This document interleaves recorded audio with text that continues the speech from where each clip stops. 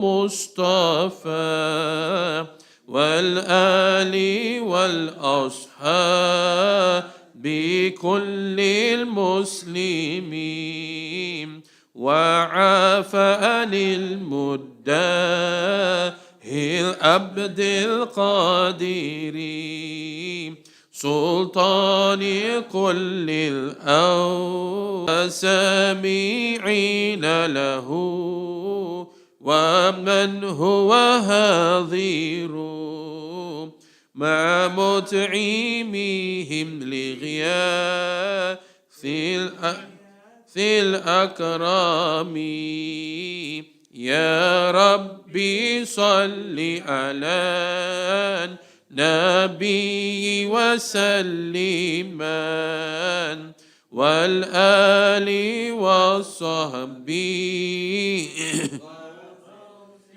أعظم رضي الله عن عبد القادر رضي الله عن غوث رضي الله عن عبد القادر رضي الله عن غوث العظم رضي الله عن عبد القادر رضي الله عن اللهم إنا نتوسل إليك بأنبيائك العظام وأوليائك الكرام يحيى ابن أكتام وإبراهيم ابن أدهم ورابع ابن خيثام وفضل ابن عياد وحبيب النجاري ومنصور بن عمار ومالك بن دينار وغزال البكاري وثابت البناني وطعوس اليماني وعبد الرحمن المدني وأويس القرني وبعل الرسوكي وأبا إسحاق الفاروقي وشيبان الراعي ودحمان القلاعي وسفيان الثوري وذل المصري وسعدون المجنون والبحل المفتون والمحب الشعنون وشقيق البلخي ومعروف كرخي ويحيى ابن مئاد وبا أمر الخلاد وسحل الوراد وسر سقطي وبا عبد الله النفتي وشيخ النظام وبا يزيد البستامي وتراب النخشبي ومنصور الحلاج ومرزوق الكفافي والشيخ الأحمد زيلائي وأبي الهاشم الكرابي والشيخ المحي الدين ابن عربي وسيدنا مولانا محي الدين عبد القادر الجيلاني وسيدنا مولانا محي الدين عبد القادر الجيلاني وسيدنا مولانا محي الدين عبد القادر الجيلاني وسيدنا مولانا خواجة حبيب الله شاه وسيدنا مولانا خواجة وجه الله شاه وسيدنا مولانا خواجة نوار الله شاه وسيدنا مولانا خواجة كليم الله شاه ورابعة العدوية والميمونة البدوية والشعناوة البصرية ونفيسة المصرية ورائحة الكردية والريحانة الحبشية وسعدونة المجنونة وتحفات المحكومة وغيرهم من عباد الله الذي اصطفى أن يرزقنا اتباع نبيك سيدنا محمد صلى الله عليه وسلم المصطفى وصل عليه وعلى آله أهل الصدق والوفاء ما سعى سعي بين المروات والصفا والحمد لله رب العالمين رضي الله عن عبد القادر ذو الأعظم رضي الله عن عبد القادر رضي الله عن غوث الأعظم رضي الله عن عبد القادر رضي الله عن محيي الدين مولاي صل وسلم دائما أبدا على حبيبك خير الخلق كلهم مولاي صل وسلم دائما أبدا على حبيبك خير الخلق كلهم يا صفوة الأحرار يا أسوة الأبرار يا قدوة الأخيار اكشف لنا الأسرار أنتم غياث الناس عن خطفات الجناس بالحفظ للأنساس فارفع لنا إن لك الغلمان راجك للإحسان رزقا لنا رضوانا رفقا بنا إن أولو الحفاوة من حبنا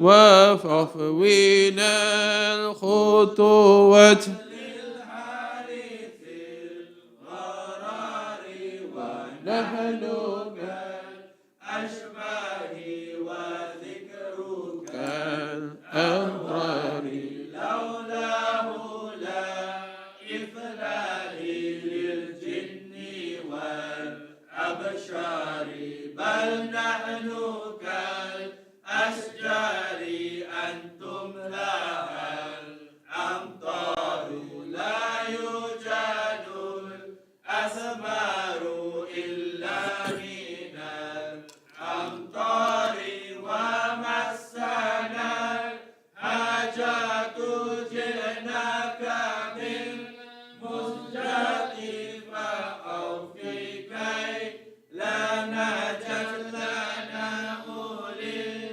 الإحسار بشرى لمن قد زار روض الولي الباري بالحفظ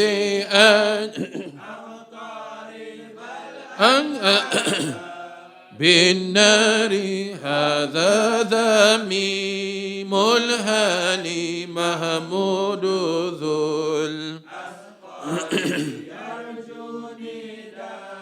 كالبالي خذه آل الأخطار ذا ذي العار شيء من الأذخار دسار منه لكم سمسار إحفظه أحد تقضي الله الحاجات تمحو الله أدخله في الأحزاب وعدوه في واقبله من أحباب صلى على المختار والآل والصحب والأنصار مولاهم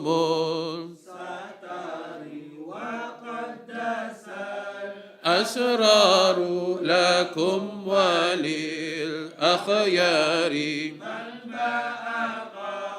لك سر من جاء بعد قطر عن الذكر والسماء الخضار في خلقات الأذكار والمطعمين وجملة الأولاد بالنسل وزمرات الأوتاد والسائر الأبرار مولاي صل وسلم دائما أبدا على بك خير الخلق كلهم رضي الله عن عبد القادر رضي الله عن غوث الأعظم رضي الله عن عبد القادر رضي الله عن غوث الأعظم رضي الله عن عبد القادر اللهم صل على سيدنا محمد بعدد كل ذرة 100,000 مرة، وعلى آل سيدنا محمد بعدد كل ذرة 100,000 مرة، وبارك وسلم وارضى وعن ساداتنا أصحاب رسول الله صلى الله عليه وسلم. اللهم إنا نسألك إيمانا يسله للعرض عليك، وإيقانا نقف به يوم القيامة بين يديك، وعصمة تنقذنا بها من وراتة الذنوب، ورحمة تطهرنا بها من دناس العيوب، وعلما نفقه به عوارمك ونواحك، وفهما نعلم به كيف نناجك.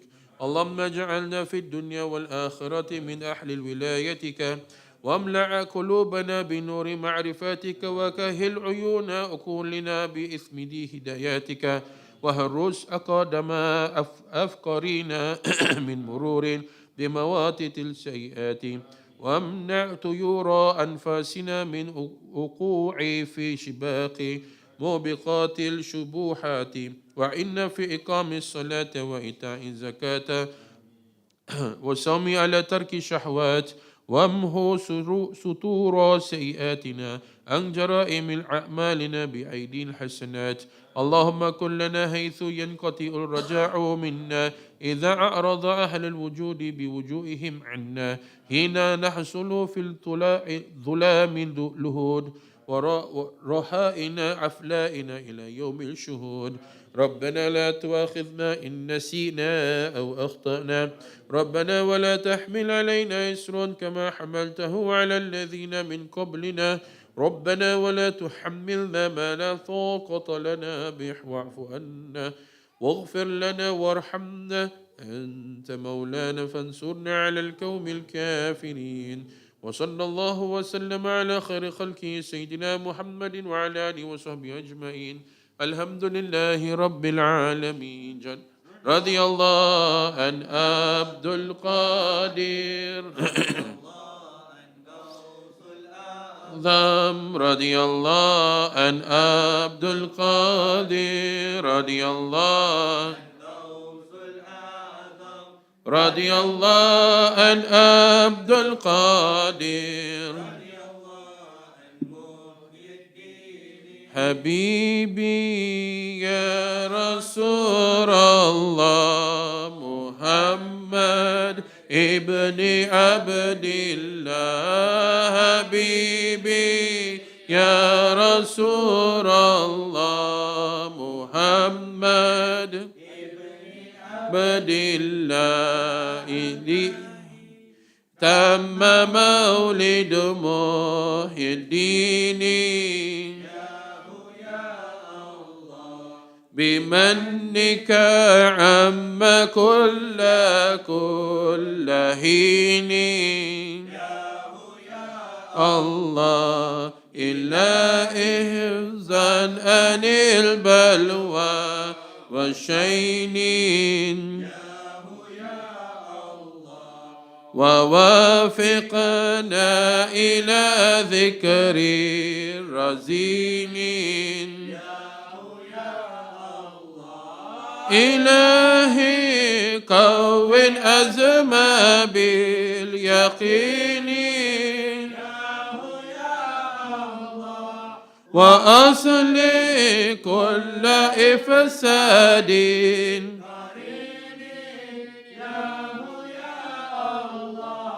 إلهي من بالخلق حسين، وجنبنا الشرور من اللعين، إلهي رزقنا واسع وديني، أزل واقنا من الهول المهين، إلهي ارحم وأصلح ذات بين، وأدخلنا جنان ذات زين إلهي قضي الهوائج يا معيني يا الله سألناها إليك بمحي الدين يا الله إلهي قاهرا أعداء ديني ودنيانا سريعا بمحي الدين يا الله إلهي لسلم كل حين على المختار هدينا الأمين إلهي المآل الأهل ديني يا الله مع الصحب الكرام ومحي الدين يا الله يا رحمن يا منان ارحمي المؤمنين رضي الله ربنا أن تاجي المتقين غوثنا الأعظم العبد القادر محي الدين غوكة ونعمة آتينا أجمعين يا رحمن يا منان ارحمي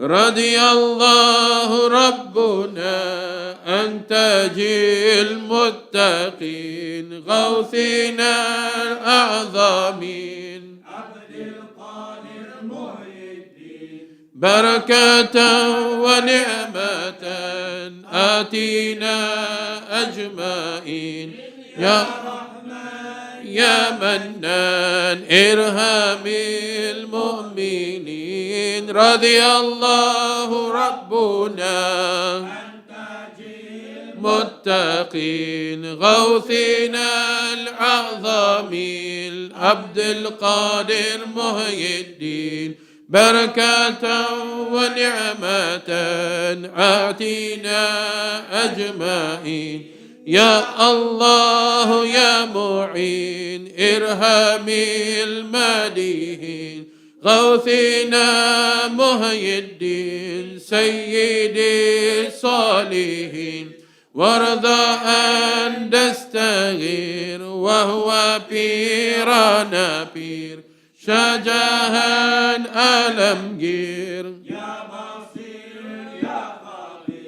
يا الله يا معين ارحمي المدينين غوثنا محي الدين سيدي الصالحين وارضى أن تستغير وهو بيرنا بير شجاعا ألمكير يا بصير يا خبير يا الله يا غوثنا محي الدين سيدي الصالحين وارضى أن تستغير وهو بيرنا بير شجاعا ألمكير يا بصير يا خبير وصلى الله وسلم على سيدنا محمد وعلى آله وصحبه أجمعين والحمد لله رب العالمين رضي الله عن عبد القادر رضي الله عن عبد القادر رضي الله عن غوث رضي الله عن عبد القادر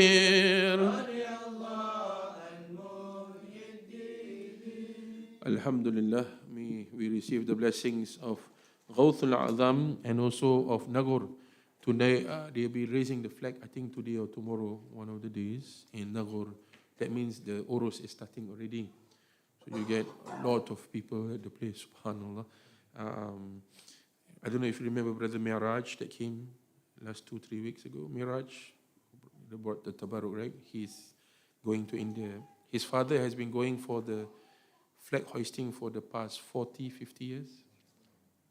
So the father passed away this year. So I'm trying to continue that tradition, Ustad. I said, okay, good, may Allah facilitate you. Because it's easy if you live beside the dargah, but if you come, you fly, right? So these are dedication, right? So may Allah grant us. Okay. Where are we? You won't know because you don't have the book. Right? Why am I asking? You'll never buy the book? Buy lah. Okay. Let's start with this. The Sheikh was a teacher par excellence. He did not believe in elaborating subtle ideas, but express it in his life. We spoke about this last week, actually. The Sheikh was a sincere advocate of non-violence. And this is another important thing. And rejected revenge and retribution as law of the jungle. So this is even in daily, you have people you just want to slap the face on. Not whack. But, right? But the Sheikh says, no, that's not the way. Why? Because you're going back to your lata'if. Right? So if you do that, then the good work that you've put into the lata'if will be tainted. So every sin is a bad spot, a black spot. Every good deed is a white spot. So if you keep saying the kalima, there'll be more white spots, right? So this is what the Sheikh says. In a way, don't destroy the good things that you've built for yourself, the good hard work that you've put in for yourself because of someone else. So this is so if you're angry with another person for something, etc., whatever, we all have someone that we're angry with or want to revenge with or whatever. But then it's actually a reflection of the sincerity that we have in our life, not only for worship. So as Muslims, we tend to put sincerity only for worship, be it sadaqah, be it zikr, etc., prayer. But outside of that, there's no observation of sincerity. Ikhlas. So the ikhlas only exists when you have this interaction with Allah. You get what I'm trying to say? So even in the subtleness that's why you see it in actions better than you see it in words. People can say anything, but do they walk the talk? And if they do, how far do they walk that talk? You get what I'm trying to say? So this is what the Sheikh is advocating. No violence, you should not be living like that. But this does not mean the Sheikh was not firm. So we must not take this as a person who lived without awe. That means dia apa-apa pun boleh lah. No, that is a person without principles. To be a wali, you need to have principles. And these principles the essence of these principles or the spirit of these principles is mercy, rahmah. But one must not mistake in this secular understanding of rahmah. Because rahmah usually is only interpreted as what? Being merciful, kind, tender. No, God is also merciful in His destruction. Like the terror of God in that sense, how He takes life, how He takes things away. In it is also mercy. So sometimes, and this is not me saying, this is ulama, this is what scholars say. So you cannot just take rahmah only at the level of when we do good deeds, or when we take care of each other's feelings and all that kind of thing. Even in the destruction that you see around, there is rahmah. So even when there are things that is happening to us that of course would not sit well in ourselves because it's opposing us, we feel oppressed, etc. In it, the ranks of awliya such as Khaja Nizamuddin was seen as mercy. So that's why, in order to achieve this, is not one who is loose in that sense. There's no discipline. I can do whatever I want. Tak boleh. That's why the awliya, in order to achieve this realization, they have deep-rooted practices, or practices that are deep-rooted within themselves that bring them back to that source of rahmah. You see? So in terms of zikr, now you're doing example, the lata'if zikr. So the lata'if zikr is jahr. La ilaha illallah, right? It's jahr. So this jahr zikr is a way to actually shake off the ego and to achieve firmness in the heart. Yesterday I was at Murshid's house to do interviews, so some of the volunteers came to help. We interviewed Pirma's mother, Pirma Fatima, right? So Pirma Fatima, she is 70 plus, I think, almost 80. So she took bay'ah with Khaja Habibullah Shah. And for the first 6 years, she's with him. So in order for her to get married, husband is, of course, Pirma's father. His name is Ishqullah Shah. So initially, Pirma's father is this. He doesn't want to get married. So he's like 30. For a guy in the Indian community, 30 means, that's it. Right? Don't laugh, doctor. You're looking at me. This is not on camera, so it's okay. I didn't do the live, so... Huh? Oh, dah. I thought I didn't you put it on, is it? When Jaru baru? During Maulid. Oh, subhanallah, better be careful. Okay. Okay. No. So Pirma's father was then, because, last time father and mother, they kind of, brothers and sisters, if my child grows big, daughter marry, that kind of thing. So he won't budge, he won't get married. So what happened was, they had to go to see Murshid lah. So they went to see Khaja Habibullah Shah and says, Murshid, if you don't tell him to get married, he won't get married. So Murshid went to see him. He says, Ishaq, it's time to get married. And he says, Murshid, I only get married with one condition, that you are there for my wedding. So Murshid, Khaja Habibullah Shah said, okay, fine. So on the day of his nikah, Murshid was very ill. So a few months prior to that, Murshid was already very ill. This is in Katamanargodi in India. Murshid was really ill. And to the point that his wife says, no, you don't go because you'll be even more ill.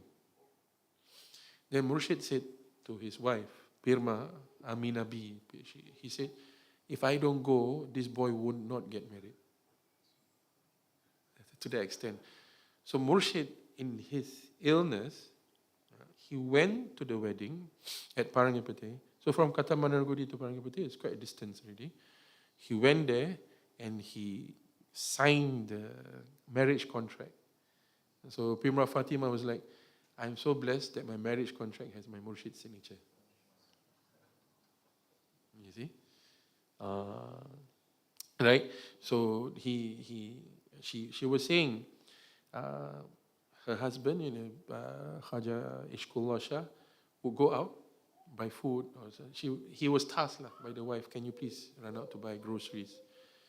He went out, he would meet his pirbais, and they will go into mushahada. And they'll go into mushahada until like 2-3 hours later, they don't open their eyes. And then when they realize, he will call back the house, make do with whatever you have. I'll come back more later. So his life is always about that. Murshid, that's it. He goes back, mushahada. He will go to the Bidadari mosque, sit down, he will do mushahada. And then one of it is actually the pirbai of Khaja Habibullah Shah, which means they were both murids of Khaja Arifullah Shah. So going up the silsila, right? They would sit down there and they do mushahada at night in the Bidadari Masjid, and they would see people in kafan walking in the mosque. They didn't budge. They didn't budge. So then what happened was Khaja Ishqullah Shah was ill during one of his mushahadas. And so that pirbai Hazrat Rahman, I think Rahman Hazrat, Abdul Karim. Is it Abdul Karim? Not sure. I forgot the name. So they brought him to hospital, and then they went to hospital, they tried to sedate him, they couldn't. So the doctor said, is he on alcohol? Does he drink?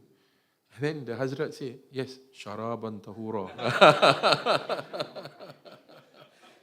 Sharaban tahura. That's what the Hazrat said. Why sharaban tahura? When you take your bai'ah, right? We say sharaban tahura, sharaban tahura. That's the level of the...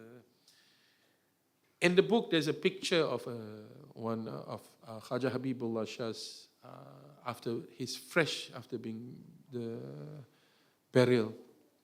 There's one tall man with a turban. His name is, I think it's Hyder Ali Shah. He's a Khalifa of the great Sheikh. So there was once, there was like a house 3 stories up, no lift. So Murshid was like, how am I going to go up? I can't go up. Before Murshid could finish that sentence, that Khalifa came, carried him up 3 stories. Didn't even ask the Sheikh. So it was mentioned that the presence of the Sheikh was such. He has a presence that people don't even dare to knock the door. So they would be outside of the door. If the Sheikh know they were outside, he will open the door and they'll be there. But they don't even dare to knock the door and tell the Sheikh, I'm here. That's the presence of Khaja Habibullah Shah, These are the shuyukh and their presence. He is a man who likes to give bayan about such matters. That's what Pirma said. Much like what you're doing nowadays. I said, okay. One thing we follow the Sheikh then. About ma'rifah and about this and all these kind of things. And that's why a lot of people come to the Sheikh to take barakah, to take blessings, to take knowledge. And most of the murids of the Sheikh become awliya. They just go into mushahada and they don't come out. They just become, I'm not going to talk about us. I'm just going to talk about them. You get what I'm trying to say? If not, after this, it's recorded, you see. That's what Pirma was saying. First thing you need to do is you need to make zikr until your nafsul ammara is silenced. So you cannot just say, I'll do zikr today, tomorrow I don't do. Then she said, this is Pirma Fatima, the mother of our Pirma Zainab. And then she said, you must do zikr until your heart is firm. You get what I'm trying to say? Until the heart is firm. So, if you do zikr, abe tak jadi, and it doesn't happen, or it's not working, it's all murshid's fault. Other tariqah give me zikr that, zikr this, zikr da, but tak jadi. Because why? You're not persistent in the work that you do. Right? So, this persistence is very, very important. That you need to sit down and you do. And do your zikr until also your tasawwur, your connection with your Shaykh becomes stronger. Then your heart becomes stronger. Then this becomes stronger. But if you're not going to do it, you're not going to get it. Right? That's what this discipline about how the Shaykh doesn't advocate, is a sincere advocate of non-violence, does not just come because he feels good about it. It arises because it's based on just. On adl, not based on weakness and meekness. So if he has to do what he has to do to stop something that is wrong, he would. But that doesn't mean he has to be violent about it. There are many ways to ta'deeb people, right? To ta'deeb the nafsu, right? Being violent is not one of them.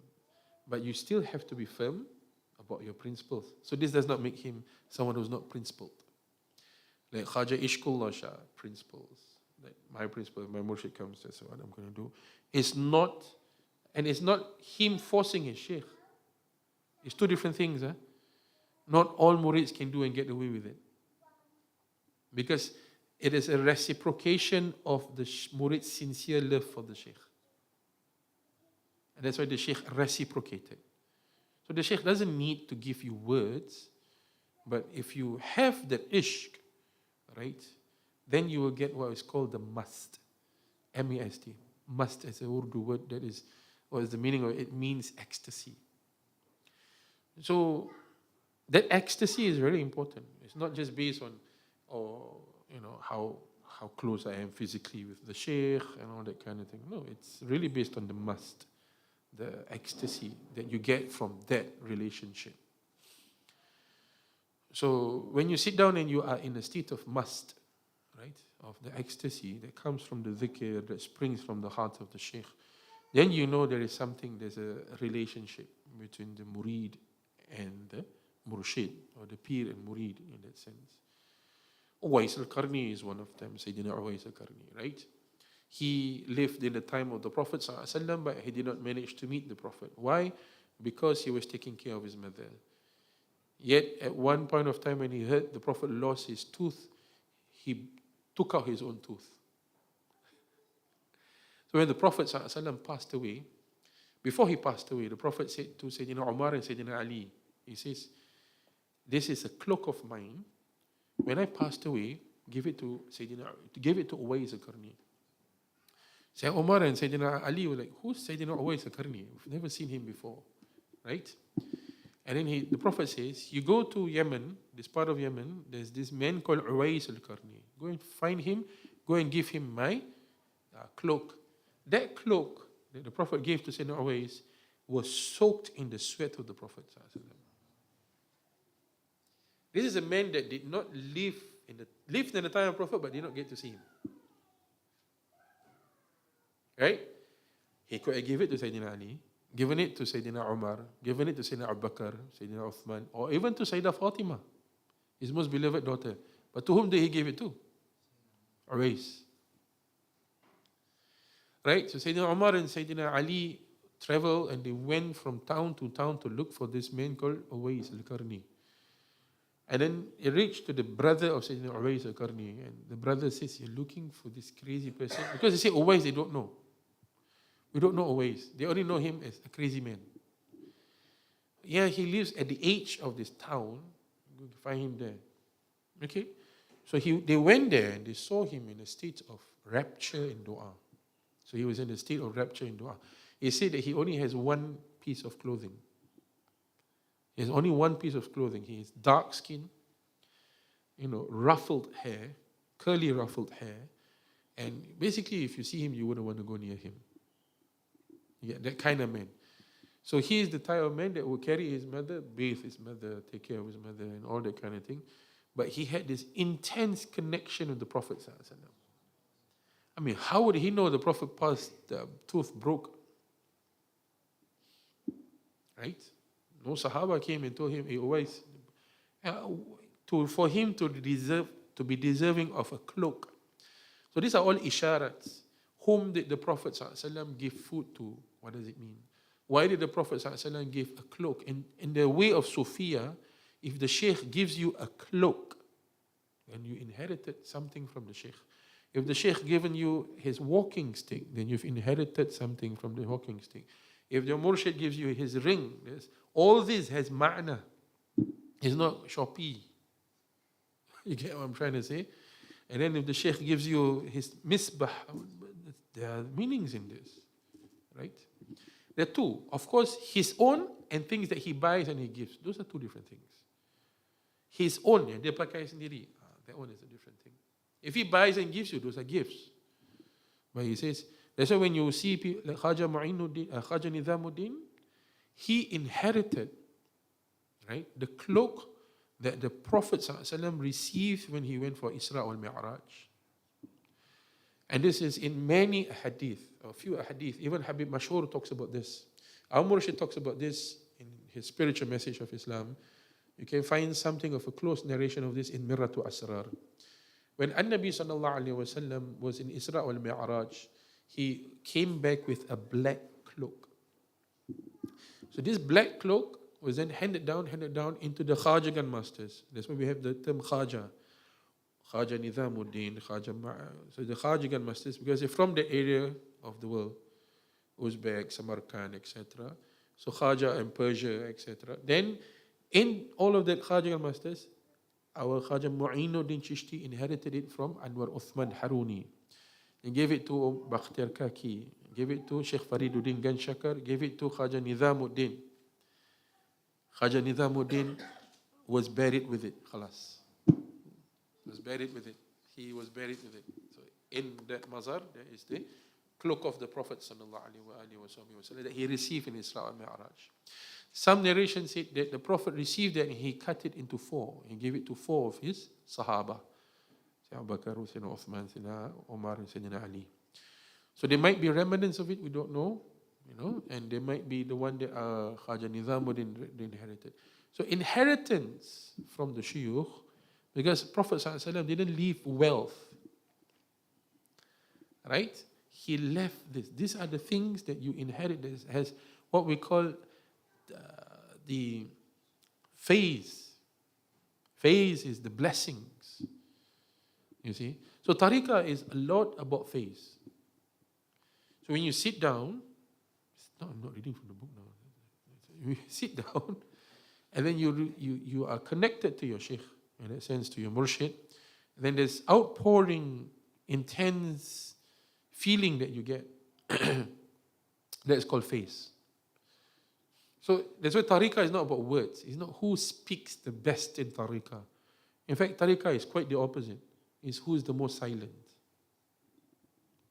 You get what I'm trying to say? So never underestimate the piety of a person. Yani, the person might not look pious, but the person can be one who is connected with him. You get what I'm trying to say? Like our murshid, like Pirma Fatima, she was saying, when she has any difficulties, she will go to murshid and she would say, Murshid's Maqam, Habibullah. That's her murshid, right? She went there and she would say her problem. And she said to me, I'm a very simple person. I will immediately get murshid, a reply from murshid, like he speaks to me. Right? And then within a week or two, all my problems will be settled. You get what I'm trying to say? That's her murshid. She could have had the option of going to, example, other maqams. But that doesn't necessarily mean she has that connection. So because you have a connection, affinity with that, that's where the phase, the blessing comes. She was describing how through her zikr she saw the Prophet ﷺ, all these kind of things. She didn't, nothing to do with what salawat, what she's doing her suluk zikr. Right? Don't look at me like you're very guilty like that. What was the advice? Do your zikr, don't let go of your murshid. Do your zikr, don't let go of the murshid. That's basically that 4 hours or so was, the crux of it was that. She was saying, if I knew, because she said there are many times murshid has invited her to come, like come and all, but because of obligation, she was not able to. She said, if I knew, I would have followed my husband. She said, if I knew, I would follow my husband. Wherever my husband went, I would have followed, she said. You're talking about like Khaja Habibullah Shah in that sense. Then she said, but I got these blessings through Murshid Wajhullah Shah. So she continued her journey with her Murshid Wajhullah Shah. So it's very important. The minute you have a way, right? This way, this tariq, very important. Use it. Use it to your advantage to be close to Allah. Because out of millions of people, not to say we're special or being exclusive or being whatever, it's just Allah wants to give us, alhamdulillah. Right? But the doors of tariqahs are never closed to anyone. There was one person that came to take bay'ah with Khaja Habibullah Shah. So this person was working what we call jobs which are a bit menial and rough. What seem as menial and rough. He would clear the drainage and all these kind of things. So this person came to see, was then advised to be taken by. Because of this kind of work, he started to drink, to get away the stench, to get away the thing. So there's one day he came to Khaja Habibullah Shah because he was asked to take bay'ah. And then, he basically what he did was, he was told by one of the murids I think you need to go and shower. So he came, he showered, he came to take bay'ah with all of his clothes wet. Oh, macam baru mandi lah. Like really, clothes were wet. Right, that's what she said, right? Clothes were wet. And then Murshid was laughing. Murshid not laughing, but smiled. Okay, come. He gave the bay'ah. Despite knowing that the person was drinking, he gave the bay'ah. And when the person was doing sujud, for half an hour, he put his hand on his back. From that day onwards, that person stopped drinking and lived a different life. And in fact, his zikr was Khaja Bibullah Shah, Khaja Bibullah Shah. He passed away in a state of zikr. This is Khaja Bibullah Shah lah. People don't know, and they tend to take him lightly. He has presence in that sense. He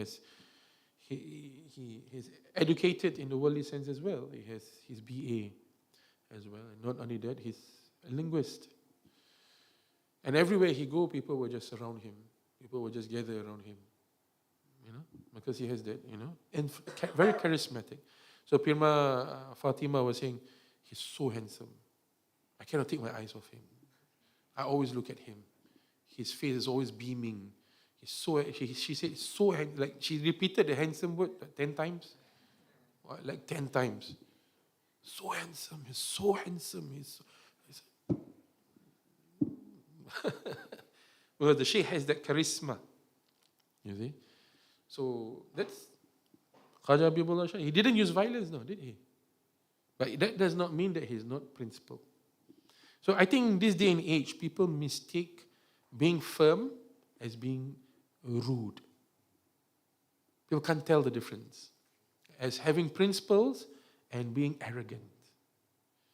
I have my principles. These are my principles. Right? So how to be a good murid if you don't have principles? If the Tariqah is not the principles of life. If you don't have principles, then at any point of time, you can be violent. You get what I'm trying to say? But if you have principles, then at all time, you will run back to those principles that you've given your hand to in terms of bay'ah, and you said, I've given my pledge to the Prophet ﷺ, I'm not going to be doing this. This is the way I lead my life. And that's why you get people who were like of that caliber. During the time of Khaja Habibullah Shah. They were guided, they were awakened by those principles, right? Okay, a bit more. Still got time. He advised his followers to be good even to their enemies. Some of the verses of Sheikh Abu Sa'id Abu Khair, very old Sufi Sheikh Abu Sa'id Abu Khair. So there's a lot of sayings from him. One of the founding fathers of Tasawwuf and Tariqah, which he recited often, embodied the motto of his life. He said, he who is not my friend, may God be his friend. And he who bears ill against me, may his joy increase.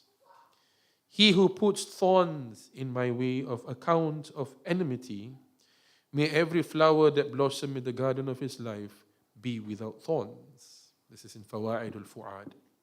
If you don't have yet Fawaid al-Fu'ad, you can get the book. It's a collection of discourses that were recorded in the presence of the Shaykh. Born during the reign of Sultan Alauddin al-Mas'ud, that means 1242, 1246, Gregorian year. He passed away, he died after the ascension of Muhammad bin Taghluq, that means in 1325.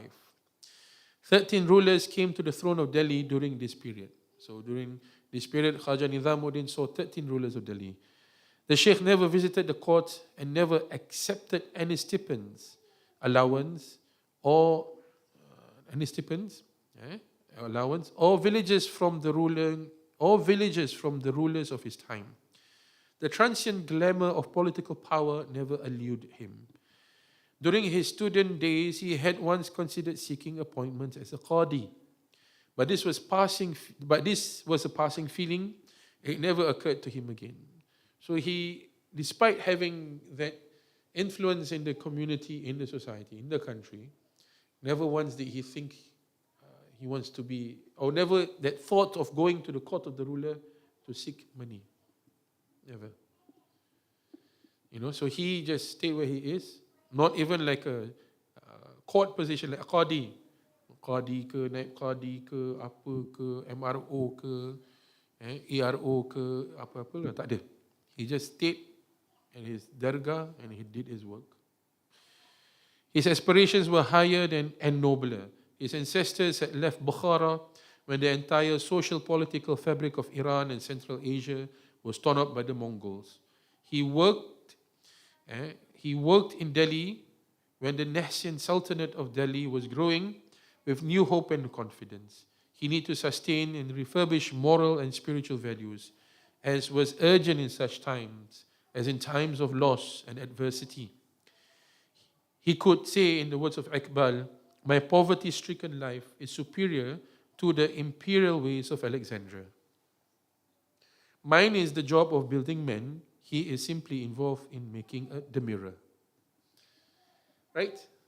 So it's what the Sheikh is saying is the life of Zuhud. There's a saying in one of the nuts, yani fakir fakhri. Fakir fakhri. Being a fakir is an adornment for me. It's my pride. Being a fakir. So it's not he chose to be lazy. It's not. There's a difference about being a fakir and being lazy. So one is leading a life of asceticism, zuhud, abstaining the world from the heart. So zuhud doesn't mean just you look poor. Tak ada. Zuhud is when there's no room for dunya in your heart at all. At all. Which means position taken away is fine, wealth taken away is fine, anything taken away is fine. As long as I have God, I'm okay. You get what I'm trying to say? That is one of the marks of zuhud. Right? That means it's selfless, there's no ego. The Sheikh is saying this Iqbal, not the Sheikh. He says that it's superior than the imperial ways. What happens to the king if you take away everything from him? There becomes nothing, right? Same. This day and age is not the kings, but it's the wealth that we have. Who would we be if we don't have our wealth? You get what I'm trying to say? Who would we be if we don't have our wealth? You don't go far lah. We don't have our status as being Singaporeans. We're very proud of that, right? I'm Singaporean. Malaysia is very cheap. We always say that. Malaysia murah. So, murah lah kot Malaysia. 50 ringgit aja. Nah, you take lah 100, tak apa lah. It's okay. Arrogance, right? Because of the dunya. Now, if that is taken away, everything is stripped away. Now you sit down, you think, what will you be left with?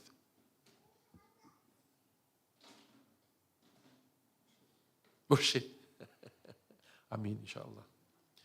That leads you back to An-Nabi. He will be there. That's it. Nothing else. Nothing else. Iman. Faith. Because everything else will be taken away. When is that? Death. Everything else will be taken away. The things that we're anxious about will be taken away. So why anxious about it? But that doesn't mean we slack lah. You get what I'm trying to say? Zuhud is not one who is lazy. I keep saying this because you need the principles to be zuhud. You cannot be zuhud without principles. That means you don't have knowledge to do tawakkul. You need tawheed to do tawakkul. That's what Imam Ghazali says. Right?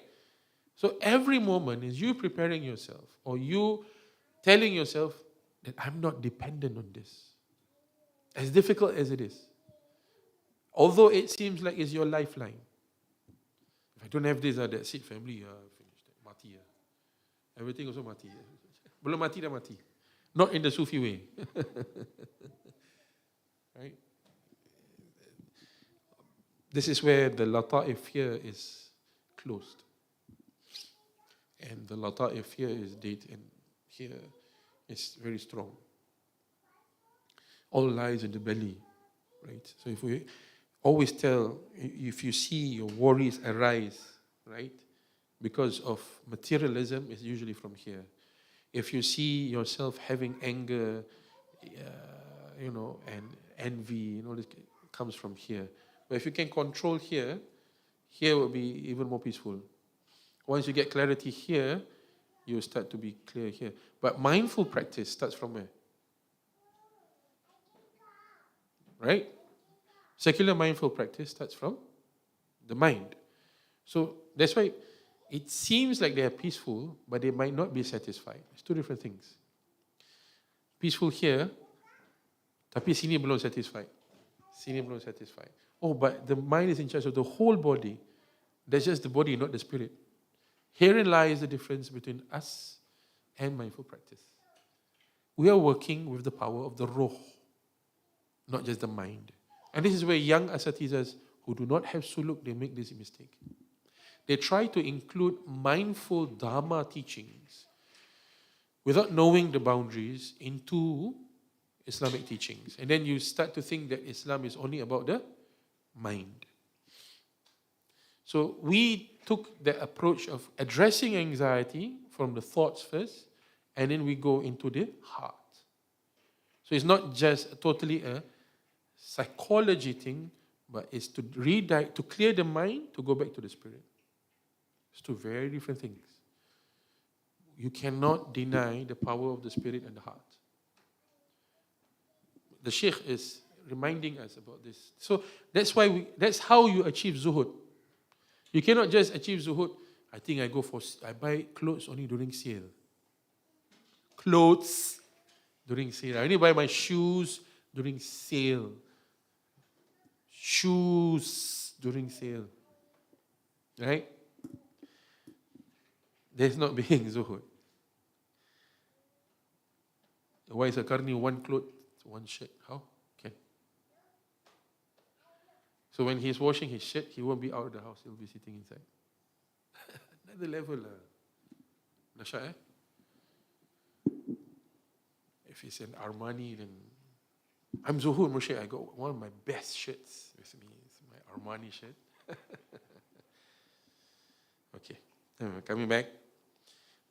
So building man, he's building mirror. Two different things. For years, the Sheikh Nizamuddin Awliya himself remained rooted to the soil of Delhi, but sent several hundreds of his senior disciples, Khalifas, to different parts of the country to take his message of love and hope to suffering humanity and work for a better social order in which the material ego in man is subjugated to higher and nobler ideals. There is a brief outline of Sheikh Khaja Nizamuddin Awliya, Qaddasallahu Sirrul Aziz's life, told in some detail in the following pages.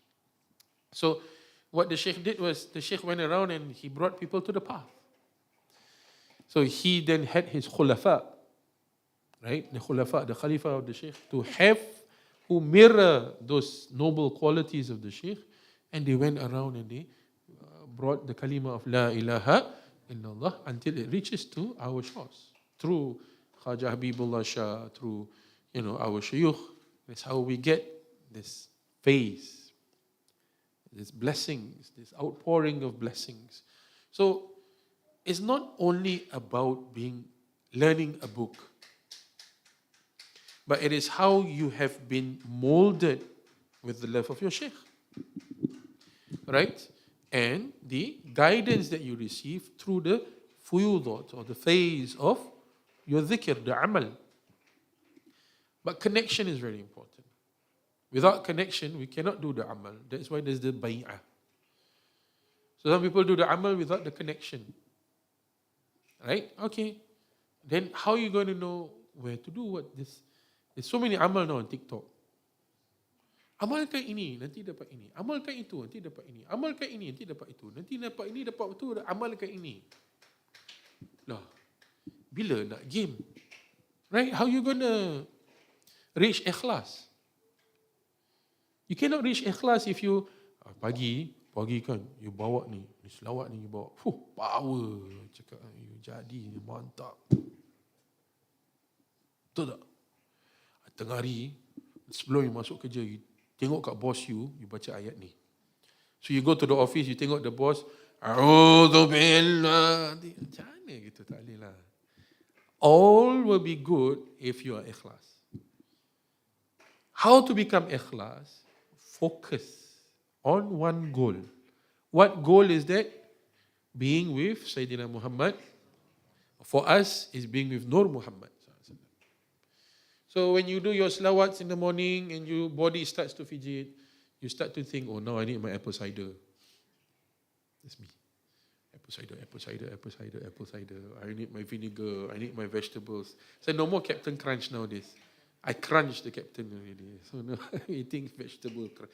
Pagi-pagi makan sayur, tak betul lah. Nonsense fella, I tell you. So Turkish we do that. Maybe I'm part Turkish. I never know. Okay. So you're doing your salawat, you start to fidget. You must tell your body, hey, you tak ikhlas ke? Doing it for profit, right? Sit down lah. Then that's where the luck comes in. You have to train yourself. You have to tell yourself, sit down, be focused. Sit down, be focused. Right? I put Murshid's picture, no. Sure, I do. You do, but you like this. Baring. Murshid, okay. Got go memories or not? I'm feeling it, Murshid.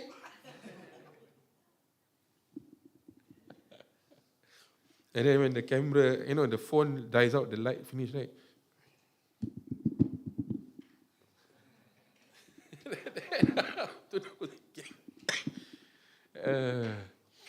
Focus and know that you're connected. Okay? I kind of feel something that goes on.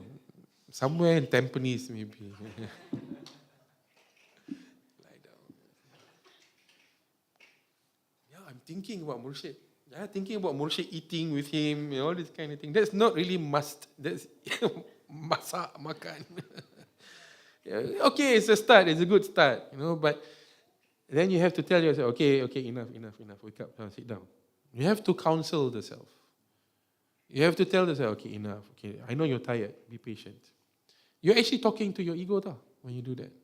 You are giving nasiha to the nafsu. So if you cannot keep doing that, then you will never know the power of you. Your power. Then the situation always seems to overpower you. Actually, it's not. It's the ego blocking you from the real power that Allah has placed in you. So sometimes when the person comes, the Shaykh gives a lot of dhikr. Do this, 40 days, 600 days. Habis. Okay, done, finish. Okay, then after a while, then the Shaykh starts to strip away the amal. Why? Because it's not to be dependent on amal, but it's to be dependent on Allah and your connection. Then you start to redirect the murid. Just says, okay, the crux of an amal is this. Ini partinya amal yang you nak kena jaga. Hold on to this. Apa dia? Selawat dulu, first selawat. Okay. Then second what? Your la ilaha illallah, your kalimah that you received. And then number 3 what? Then we talk about other things according to your spiritual development. How come last time I do a lot, now I have to do less? Now you want to do or you want to believe? Last time do was to what? To overcome mas'alah, problems and all that. Now is to do, and you need to have this muraqabah, this vigilance about yourself within. So until it comes to a point of time that you don't do with the tasbih, but you do with every atom in the body, ibadah. That the body, the physical body, from being lazy, from being upper, from being, all this kind of thing, is in itself engaged in worship. How do you do that, Murshid? You have to be ikhlas first. I'm ikhlas, Murshid. I ikhlas. Every week, your tabung, I put money, Itu you ikhlas dengan tabung. Baguslah, good. There's a good start. Right? But put aside all of that. Now, I started this by saying stripping away, right?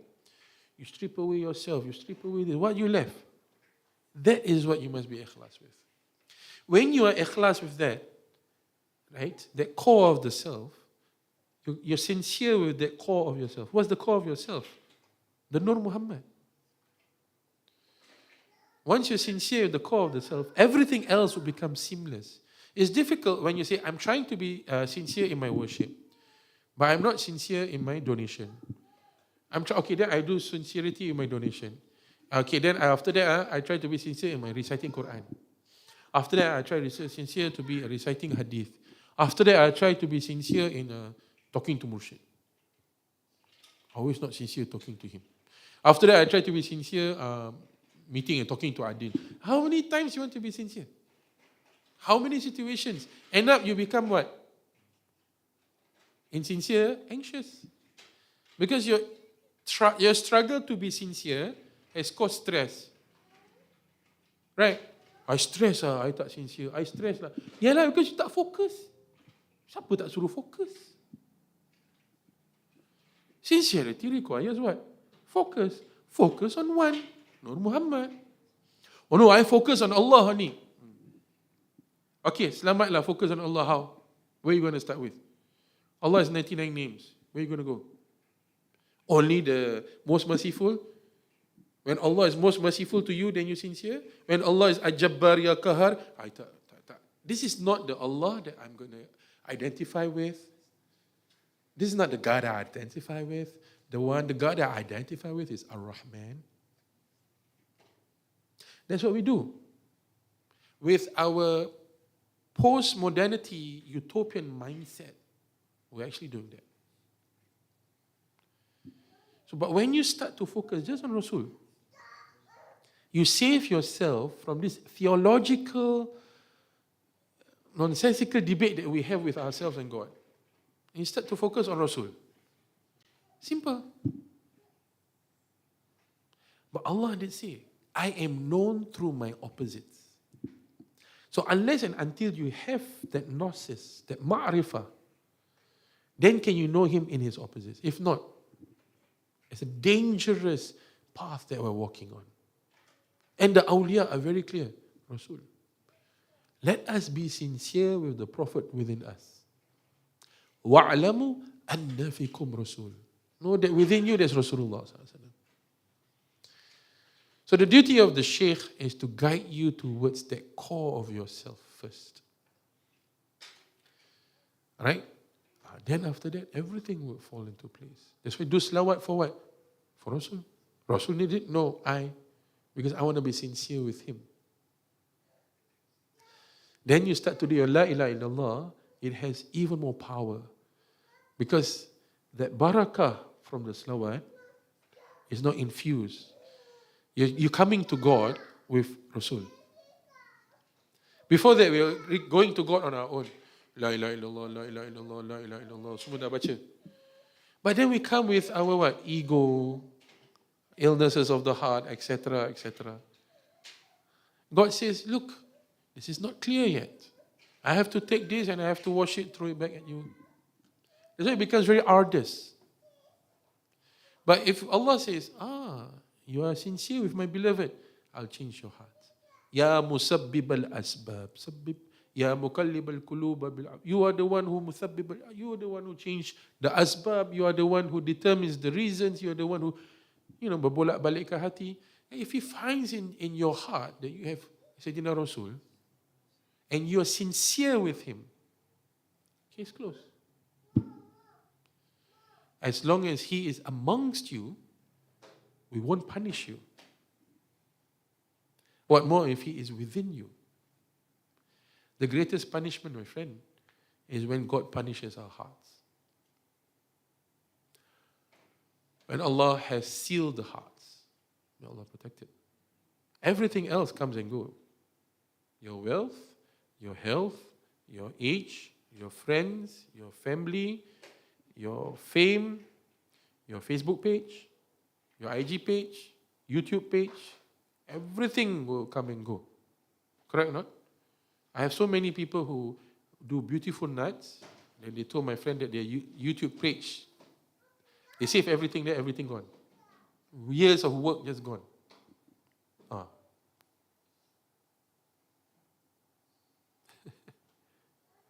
Right? So that's a bit what we can study from the life of Khaja Nizamuddin.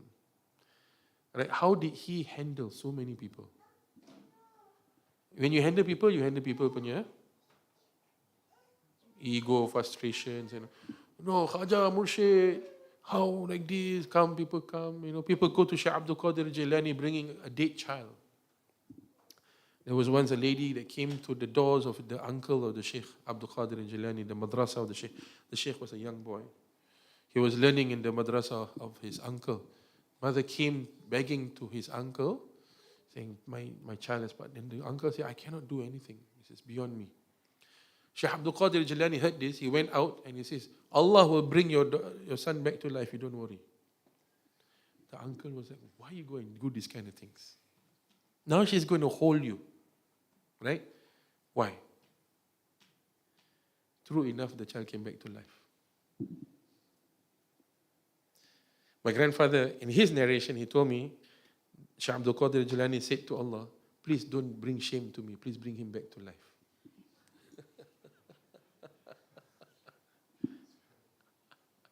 Can you imagine that? The rank of the Shaykh. I mean, we need people like this, even more in this day and age. But we must understand the way they work, their principles, their goodness, etc. And then one of the prayers in Imdad, right? Oh Allah, make it easy for the murids to be practicing what they're not used to. Right? What they're not used to. Exactly this. Not many people will be used to the way of the awliya. Mana how to be used to the way of the awliya? You tell me. We got Netflix, KFC, etc. etc. Datang pergi majlis, kasih bubur. La ilaha illallah. Lentil soup, yo. Lentil soup and dried bread. Right? Huh? No Coca-Cola? Black tea? Astaghfirullah. Don't you know it's bad for your digestion? Oh, you mean there's only floor seating? I mean, besides those who are ill, right? Those who are not ill, right? You mean there's no concierge service? Wah, ni dah jadi hotel. That's the way of the awliya. Sometimes when you go to the Makkah of the awliya, when we were at Nagore, sorry, I have a lot of awliya. I should change it to awliya story. We were at Nagore. So, Khaja, Qutb Nagam, Nagore is still doing his work, still, mashallah. So what happens is, there's a section in Nagore. So if you bring like kemenyan, right, you can go there and you can burn it. So there's like a fire station. Not fire station, not Nasrul's fire station, but like a place where you can come, there will be a guy there. They will put, like, you have intention to perfume the place. Your intention is to perfume the place. At that area, there was once my wife followed me. Dia kan penakut sikit. She's afraid of it. I mean, who wouldn't be, right? If you always live in Tampines, you wouldn't know this. But if you live in Bukit Batok, Yishun, Ghetto, you know this, bro. You know this. But Tampines ni orang susah sikit. I was at Tampines the other day. I was like, it's like a galaxy by itself. Tampines north, south, east, west. Ke tepi, Tampines telah kemari. MRT station punya dah banyak, I cakap lah. And the people there are very different. They have a certain confidence when they walk at Tampines Mall. I go like, I don't see this in Bukit Batok as much, I cakap. Anyway, it might be just me. And I live near Bukit Timah, by the way. Like atas sikit. Coming back, where was I? Nagore. To Tampines to Nagore to Bukit Batok. I tell you, you'll never be used to the way of the awliya. No PowerPoint slides, tak ada. So what happened is that, so we brought that, and then we put the kemenyan, then it went into like, vroom, macam Master Chef, kau tahu tak? Vroom. Then it smoked lah. The minute that happened, people behind us started to shriek, ah! I'm like, cool lah, what's this? I turned, my wife was already freaking out. Of course she would be, right? I think you would also be. And then I turned, people were basically tied. These people were having like bad case of sihr and all that kind of thing. So they are left there, like the sheikh would take care of them for the next 40 days or something like that. Tak dahsyat. Speak of my wife, she's here. So don't say what I tell. Don't tell her. Don't tell. I know it's recorded, but I don't think she listens. So because she's here, right? So don't tell her. Really, wallahi, people were shrieking at the back. Oh. Right? So that's the power of the awliya. The power of the awliya. You get what I'm trying to say? Aisha, we were talking about you before they read me out. I'm letting you know. About how you go Nagor, then you got freaked out when we burned the kemenyan, remember? Yeah, okay. So, alhamdulillah. I'm not afraid of my wife, I'm respectful of her. Yeah, I'm trying to say. Okay. So, inshallah, please go back home and start your own fire stations, inshallah. So, if you start burning, then people freaking out, you know what happened. Right? Tampines needs a lot of it. Awliya Allah. We never know how they work. We'll never know how they work. And trust me, a lot of them were also non-Muslims. Those who came to seek healing were also non-Muslims. Yeah, you would know. You would know. They were also non-Muslims. Right? So that's the power of our awliya. They know we worship only one God. They know. And they know the power of that. In India, when you go Ajmer, I see videos lah. Ramai. Right? Nizamuddin Awliya, the same. Nagor, lagi. There was once, I have a friend, she has a Buddhist friend who does meditation. And she went to Habib Noor. She sat there. And then she said, I'm surprised that not many Muslims come here. And then my friend asked her, it's a she, Farhin asked her, why do you say that? The energy in this place is just intense. Right? Where do we go?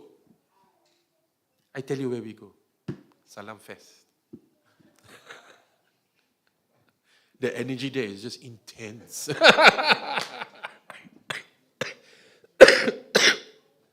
Dala was saying, enough of this being sarcastic, Allah protect us.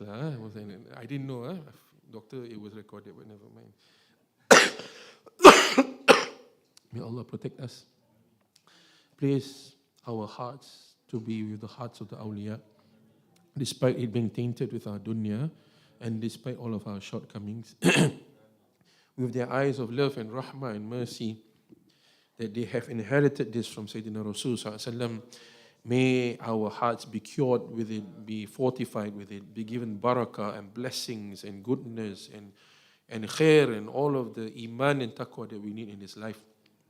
And for all of those who are about to start their journey, may they also receive the blessings of the Muhaiyaddeen Maulid and the blessings of Shaykh Abdul Qadir Jilani, Khaja Mu'inuddin Chisti, as they start on their dhikr of the La ilaha illallah that we inherited from Khaja Mu'inuddin and Shaykh Abdul Qadir Jilani. May they always be under the care and guidance of them, inshallah. And may all of those who have supported the Khanqah be protected, be fortified with iman and taqwa, and may all of their support be returned back to them 300 times full in the sight of Allah. And only Allah knows what that means, inshallah.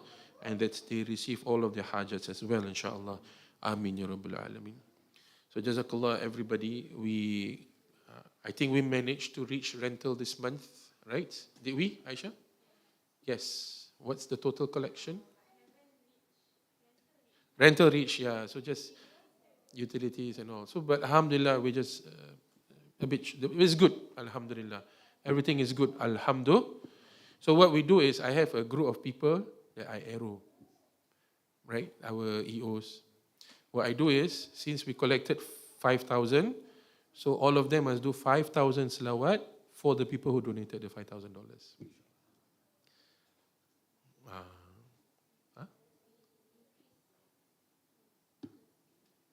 Apa?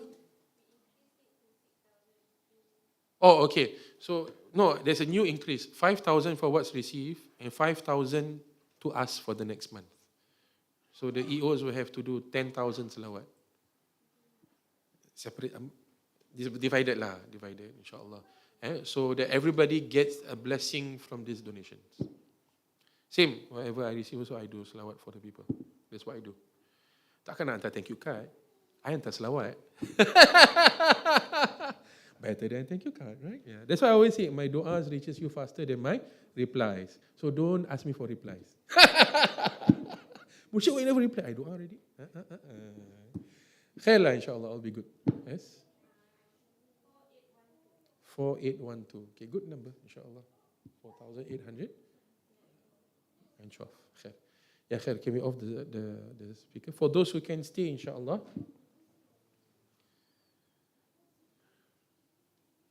Just a bit of your time before we